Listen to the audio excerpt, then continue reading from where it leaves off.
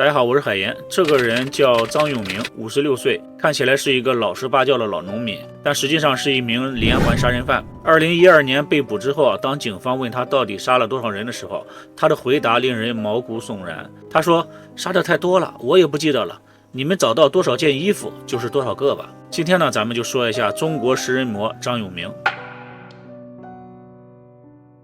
张永明1955年出生，云南省昆明市晋宁县南门村人，是家里最小的孩子。上面呢还有2个哥哥1个姐姐。根据当地公安局的记录，张永明的二哥在1980年跟邻村的村民发生纠纷，二哥用一锄头杀了人。在村民嘴里，张永明的爷爷也是个杀人犯。张永明的母亲是个有暴力倾向的婆婆，经常暴力对待儿媳。张家的历史让村民们心有余悸，基本上都不让孩子们跟张永明玩，所以他从小就非常的孤僻，沉默寡言，几乎没有朋友。而陆世荣呢，就是他唯一的朋友。他和张永明是小学同学，2个人的关系非常好。1974年12月25日的晚上，2个人结伴在外面玩，回来的时候已经很晚了。陆世荣的父母早已把家里的大门锁上。张永明见状，便邀请陆世荣到自己家里去过夜，2个人一起睡在张永明的床上，而张永明的父母则睡在房间里的另一张床上，4个人睡同一个房间，2张床。凌晨2点多的时候，陆世荣被一阵突如其来的剧痛给疼醒了。他睁开眼睛，发现自己的手脚被绑在床上，而他的好朋友张永明手里拿着刀，不断的劈砍陆世荣的头部和颈部。陆世荣的惨叫惊醒了张永明的父母。张父打开灯之后，看见陆世荣脸和脖子上全是血，连忙拉住了张永明并报了警。张永明被捕之后称自己当时只是在梦游，砍人什么的并不是故意的。为此呢，村里还开了批斗大会。张永明被判了劳教6个月。陆世荣大难不死，终于捡回了一条命，脖子上留下的疤痕将陪伴他一辈子。他永远都不会忘记张永明砍他的8刀。这一次经历为张永明日后犯下一系列的案件拉开了序幕。很快，他将完成人生中的第1次谋杀案。1978年，正值生产大队搞副业增加收入，张永明被队长分配到了瓦窑厂工作。在工作的过程当中，他结识了外村的另一位男性青年，叫杨树荣，2个人交上了朋友。一天，家人吩咐张永明拿一些米到镇上去换些钱，张永明呢便约上了杨树荣一起前去。卖完米，2个人又在距离南门村10公里以外的一家小吃店吃夜宵。这是杨树荣最后一次出现在人们视野里，然后呢，他就消失了。杨家人和村干部找遍了整个村子，也到镇上询问了一番，但都是一无所获。当他们询问张永明时，张永明说，吃完夜宵之后，2个人就各自回家了，他什么也不知道。直到半个月之后，才有人在南门村附近的河边一个洞穴里面找到了杨树荣赤裸的尸体。杨家人报了警，警方立刻把张永明作为重大嫌疑人，因为他是杨树荣失踪之前和他在一起的最后一个人。而且有人报告说，曾经见过张永明在晚上推着一辆能够放下1个人的板车在村里游荡。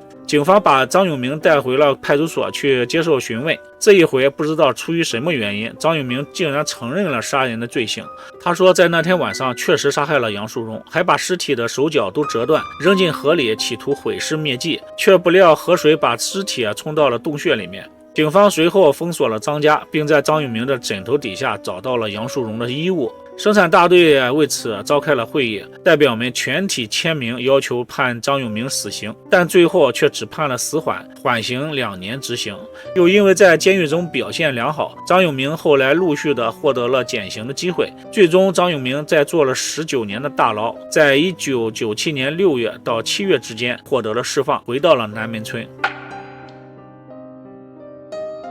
当张永明终于回到南门村的家中的时候，他的父母早已经去世，大哥去邻县当了上门女婿，大姐也嫁到了外地，二哥又因为与母亲不和，关系早就没有来往了，所以家中就只剩下他一个了。他独自一个人住在南门大街225号的主屋里，靠种田为生，也不与其他人来往。有几次有一些好心的邻居曾经邀请他到自己家里去吃饭，但张永明总是说家里有饭，拒绝了。还有一回，他半夜胃溃疡出血，最后呢还是靠村干部送他去医院，并且帮他在手术单上签字。19年的牢狱生涯为他的面容增添了几分沧桑。使他看起来比实际年龄要大许多。但只要看一眼他那1.75米的高个头和粗壮的身子骨，没有人会觉得他是一个上了年纪、弱不禁风的老人。2008年，政府对南门村的土地进行集体收购开发，张永明借此机会呢，发了一笔不小的财，获得了将近3万多元的补偿。从此以后，他不再靠种地为生，还在家附近建了一个冷冻库。每天上午就拉着他的板车在附近土路上闲逛，每天下午到晋城镇的古滇文化公园去下棋，一直下到下午5点多才回家。他的棋友回忆称张永明其实人还不错，棋品也好，从来没有发生过毁棋的事情，而且棋下的相当不错，每5局大概能赢个2-3局。张永明在下棋的过程当中认识了不少人，但没有一位棋友真正的了解他的情况。除了下棋，张永明还有另外一个爱好，就是养狗。他的家里养了3条大狗，邻居们都说，每到夜里，张永明就会把电视机的声音调到老大，那几条狗也会跟着狂吠起来。大家都觉得事情确实有些蹊跷但是从来没有人说过什么。一切似乎都恢复了平静。从前的犯人回归社会之后，过上了安逸祥和的生活。事实上，从2005年开始，就一直有男性青年陆续在南门村莫名失踪。到2012年，累计的失踪人口已经达到了17人。不少失踪者的家人也都报了警，但最终结果都是不了了之。当时南门村附近有不少不正规的工厂，常常招用黑工。鉴于失踪者都是年轻人，人们猜测他们可能是去那些工厂打工去了。从来没有人想过，这些失踪事件居然会和这个可能精神有问题的杀人犯有关系。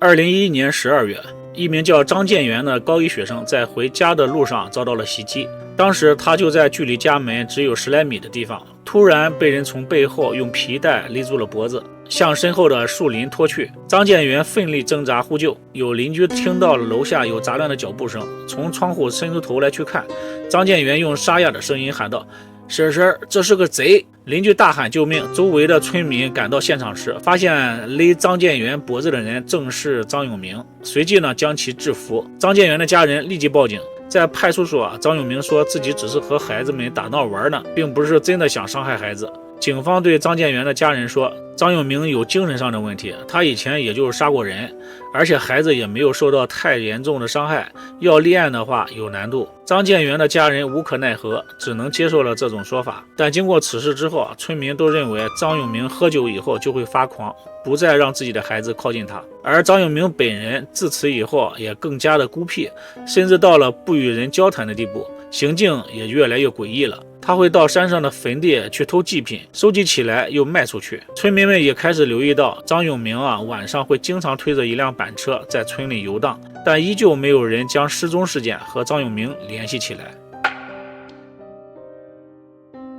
2012年，对于当时19岁的韩耀来说是意义重大的一年。他正准备从大学毕业，目前正在昆明市的一家工程公司实习，被派到南门村来协助一项工程勘察。性格温顺、学习成绩又好的他十分孝顺母亲。他曾经对母亲说过，等自己出来工作养家之后，母亲就可以休息享福了。可惜命运弄人，韩耀的母亲再也等不到儿子的孝顺了。2012年4月25日，就像往日一样，韩耀和同事们在上午7点多来到了工地开始工作。8点30分，韩耀在经理的吩咐之下回办公室去拿文件。办公室距离工地只有20分钟的步行的路程，但韩耀过了很久都没有回来。经理打他的电话无人接听，又打去办公室，但办公室的工作人员说韩耀根本就没有回来过。韩耀从此人间蒸发了。韩耀的母亲在得知自己儿子失踪的消息之后，心急如焚，立刻报了警，还发动家里的亲戚朋友拿着寻人启事到处去派发，以及在网上求助。警方接到报案之后，也曾出动找人，但最终还是无功而返。后来韩耀的母亲调查得知韩耀的身份证曾经在他失踪的晋城镇的某个网吧里使用过，结果发现那原来是韩耀的某位同事。出事前韩耀曾经拜托他办事，就把身份证给了他。这样的结果让韩耀的母亲对警方十分不满，明明身份证就在网吧里被使用过，怎么就查不出来呢？韩耀的母亲继续在南门村附近打听，发现韩耀的失踪并不是个例，原来在2005年开始就已经陆续有男青年在南门村失踪，而且失踪的地点方式都非常的相似。最早失踪的孩子叫李汉雄，12岁。2007年5月1日的上午9点多，李汉雄的父亲让孩子从地里先回家做饭，等中午父亲回家后，发现大门紧闭，孩子根本就没有回来，到处寻找也毫无消息，最终生不见人，死不见尸，成了全家最大的痛。2011年1月27日，16岁的谢海俊到学校拿期中考试成绩单，离开学校之后就没了踪影，家人和亲戚四处寻找，一直都没有消息。2011年9月30日上午，16岁的陈涛到南门大石桥办事，再也没有回来。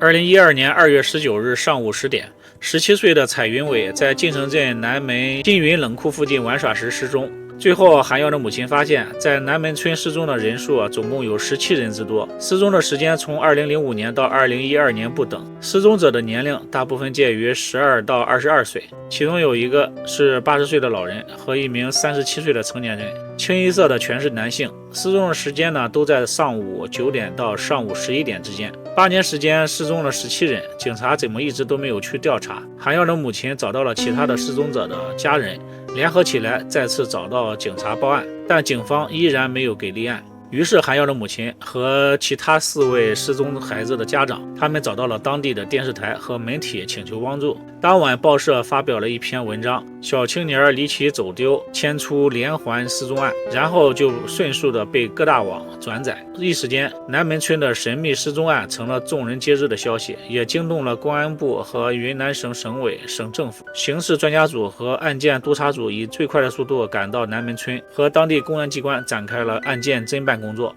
2012年5月7日，昆明市公安局专案组梳理线索，便衣调查取证，分析连环失踪案的案情后，逮捕了一个叫张永明的人。在张永明的家的厨房，办案人员在一个空心砖砌成的平台下面找到了5个塑料桶，里面分别装着不同的人体组织，有肌肉，有四肢，有内脏，全都分门别类的放在不同的塑料桶里面。搜查人员还在厨房一个暗间里面找到了6个麻袋，里面装满了衣服，还有手机、证件之类的随身物品。卧室的桌子上放着几个金属盘，里面装着数量不等的人体残骸。同时在墙上，办案人员找到了一块沾有人类皮肤的胶布，后来通过皮肤上的玫瑰和猪的纹身，证实皮肤属于失踪者陈涛。眼见找到的证据越来越多，办案人员意识到案情比原先设想的要更加复杂，便扩大了搜索圈子，把张永明家的菜地、位于附近的新云冷库和小树林也划入了搜索范围。在张永明家附近的枯井里，他们找到了一部分的尸骨和衣物，接着又在菜地里找到了很多的人类骨骼。当时的搜查人员曾经说过，把泥土筛掉以后剩下的就是骨头，由此可见残骸数量之多。但奇怪的是，尽管找到了多种不同的人类骨骼，但却独独没有找到人类的头骨。经过多天的昼夜侦查，公安部行政专家工作组和当地公安机关深入开展走访调查和现场的勘验，进行了大量的物证鉴定和 DNA 对比，证明有11名男性遇害。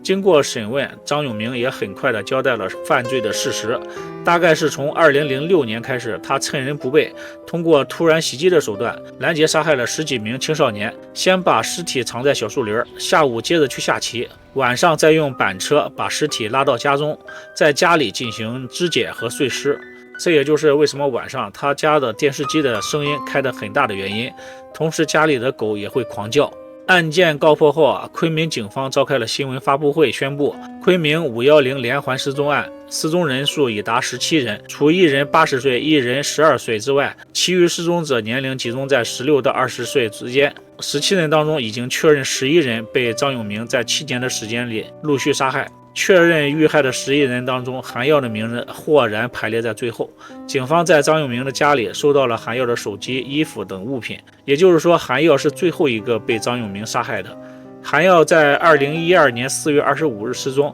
，14天之后破案。这10几天，韩耀的母亲磨破了2双球鞋，在笔记本上密密麻麻地记录了寻找儿子的各种线索方案3万多字，其中涉及调查对象多达400人。涉及的范围以韩耀失踪地为中心，方圆200多公里。10几天的时间里，这位母亲的体重从原来的62公斤降到了45公斤，原本满头乌发也变成了几乎全白。如果不是韩耀母亲在儿子失踪之后，警方不立案的情况之下继续寻找，锲而不舍地联系其他失踪者家人，并寻求媒体帮助，最终在社会上引起巨大反响，公安部责成当地警方办案，那么这个恶魔很有可能继续犯案，会有更多的受害者。在案件告破后由于性质非常的恶劣，短短2个月后，也就是2012年7月，云南省昆明市中级人民法院对济宁市510杀人案一审作出宣判，张永明因犯多起故意杀人罪，情节特别残忍，影响恶劣，采用双手和胶带勒扼颈部的方法致其死亡，并将尸体拉回住处分尸灭迹，判处其死刑，并赔偿11名被害者家属经济损失。2013年1月10日上午，残忍杀害11人的恶魔张永明被验明正身，押赴刑场执行了死刑，结束了他罪恶的一生。另外，在群众举报的情况之下，仍然拒绝立案侦查，从局长到一线民警，总共有12名警察被依法追责。然而10几条无辜的生命永远定格在了青春年华，还未来得及绽放就永远的消失了。案发后，民间一直将张永明称为食人魔，说他用眼珠泡酒，把死者的遗体做成腊肉，并且当作鸵鸟肉去售卖，所以这个案件也被人们称为云南鸵鸟肉事件。据说是一位资深的媒体人微博爆料的，但很快这位媒体人又删除了这条微博。张永明到底有没有吃人肉，有没有当作鸵鸟肉去售卖，这些都没有得到官方的确认，无法判断真假。但是可以肯定的是，被张永明杀害的不止11人。那个最早失踪的12岁小男孩李汉雄，他并不在最终确认的受害者名单里面，被害者的数量很有可能要比11这个数字多得多。对于这个案件大家有什么看法？可以在评论区里留言讨论。我是海岩，我们下期视频再见，拜拜。